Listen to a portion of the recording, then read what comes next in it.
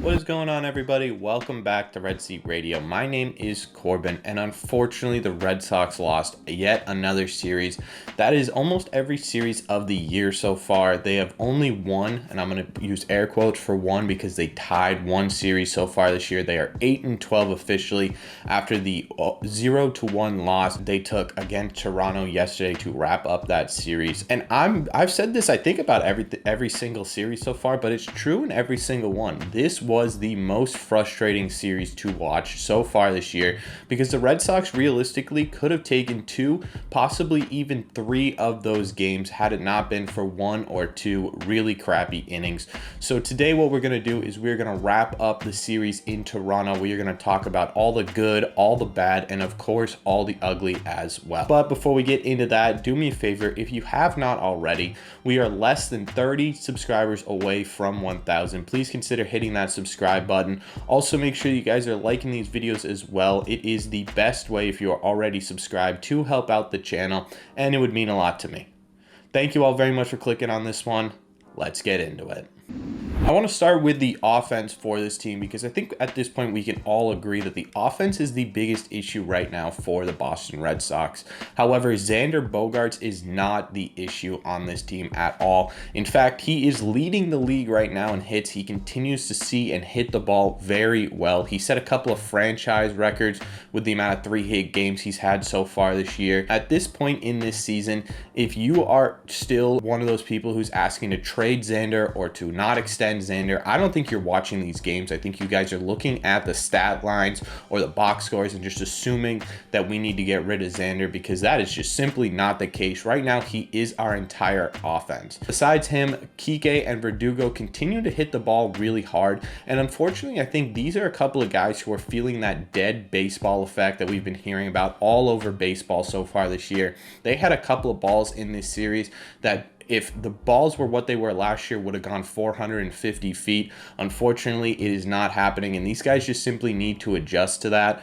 They still did manage to get a couple of hits. Verdugo in particular is still swinging a pretty decently hot bat, so those guys also not part of this issue. Story is another guy who continues to improve his contact at the plate. He's going to have a slow start regardless, but he's slowly getting there.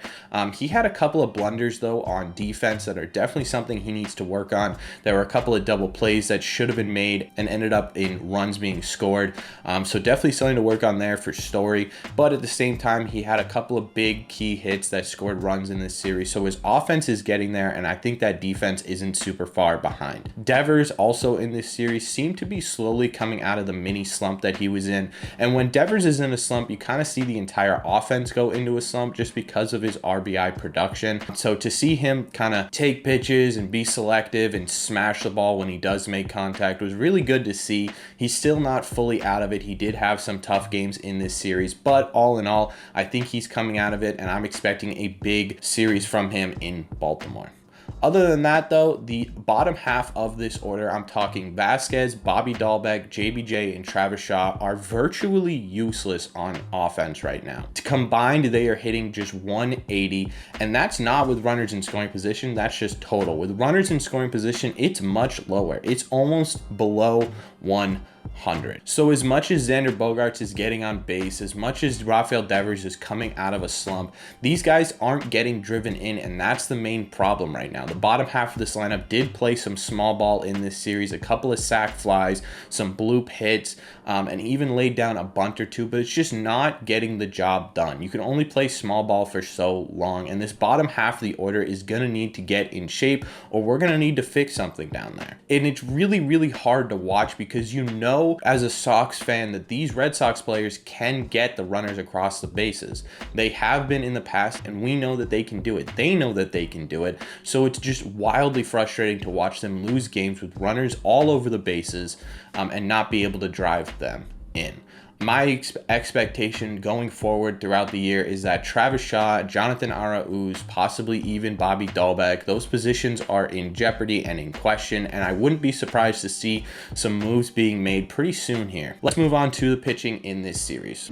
This series saw a starting pitching group of Eovaldi, Pivetta, Wacha, and Whitlock. Eovaldi was the first pitcher for the Red Sox this year to go more than 6 innings. He ended up going 7, allowing 2 runs, and the home run ball foul seems to still be biting Nate Eovaldi. But in my opinion, if Nate Eovaldi's gonna go out, give you 7 innings, allow 2 runs, and that's kind of been the case so far throughout the entire year, that is plenty to be able to win games. I'm not super concerned with the home run ball because it has not bit him in a big way yet. He hasn't allowed a ton of people on base to make those home runs matter. So in my opinion, Eovaldi's doing his job still fairly well. Pivetta actually had a decent outing in this series compared to his other appearances in other series. He went 4 2/3 inning. Yes, he allowed 2 runs and 4 walks, but he also had 6 strikeouts and did a pretty decent job at limiting the damage he created on the base pass, which is a great step in the right direction for Pivetta.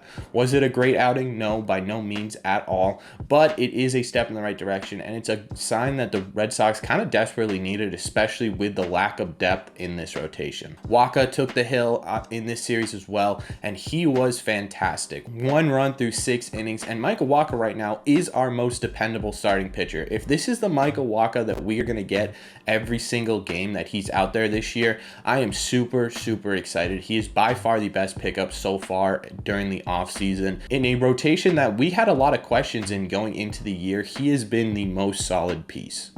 Whitlock finished off this series, and for the first time I think all year, we saw that Whitlock was a little bit human.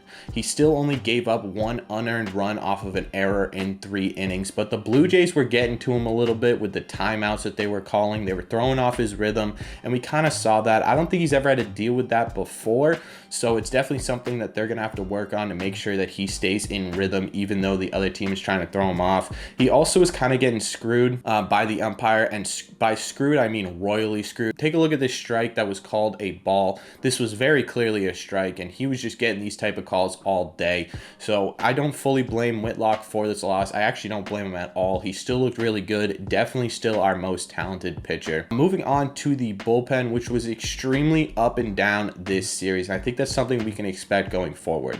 The bullpen had 2 games in this series where they come in, and in one game they give up a grand slam, which puts the game out of reach. And then in the second game, they walk a couple of guys and then give up a home run to Springer to tie the game in the bottom of the 9th when we had a 3-run lead. And by bullpen in that case, I mean Jake Diekman. At this point in the season, there's only so long that you can give the excuse of, oh, it was a short in spring training. These guys signed late. They're not fully ready to go yet. I think we are past that point. Jake Diekman has some mechanical issues with his control that needs to be addressed if he's going to be a genuine weapon in this bullpen. I no longer consider him a reliable reliever. But other than those 2 games, the last 2 games, the bullpen was fantastic. Specifically, I want to shout out Schreiber, who came up from AAA Worcester, and he's a lot of fun to watch on the mound. He's got crazy movement, and his pitching motion is really fun to watch. I kind of want to see him more on this Red Sox team, especially because of the outings that he had in this series against a dominant Blue Jays lineup.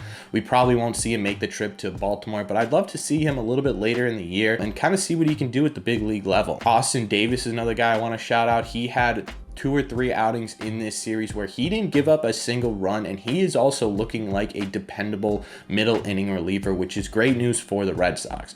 Robles continues to be pretty dominant. I don't think he gave up a run in this series, so that's another guy who I genuinely think should be the closer for the Red Sox right now, and I think that's what they're starting to do. They're starting to put him in the 8th and the 9th and try and put him against the big guns. They put him in the 8th in that game where Diekman gave up the 9th, but they put him in the 8th specifically to have him as a guy who's going to face the middle of that Blue Jays order, the most deadly part.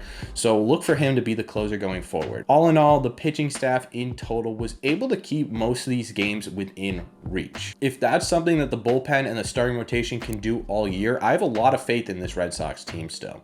The offense will get going, and if the bullpen can keep games close, I really genuinely do have faith that the Red Sox will be able to pull out more wins than losses going forward. The question with the Red Sox offense is that bottom half of the order. Do we wait until these guys figure themselves out, or do we start plugging different guys in to see what works? You only have a limited amount of time at this point to figure it out before you're in a hole that it's really hard to climb out of. Like I keep saying in these series, until this gets better, I'm going to keep reiterating this point. Yes, the Red Sox will be fine. Yes, that offense will be going. That's not what I am questioning. What I'm questioning is at what point do the Red Sox start getting going? Because the longer it takes for this offense offense to get going, and the more the bullpen gives up these kind of close games, the deeper of a hole we get into the AL East. And if you were in any division in baseball, I would say be patient. We're going to get there. Be patient. This is going to work out.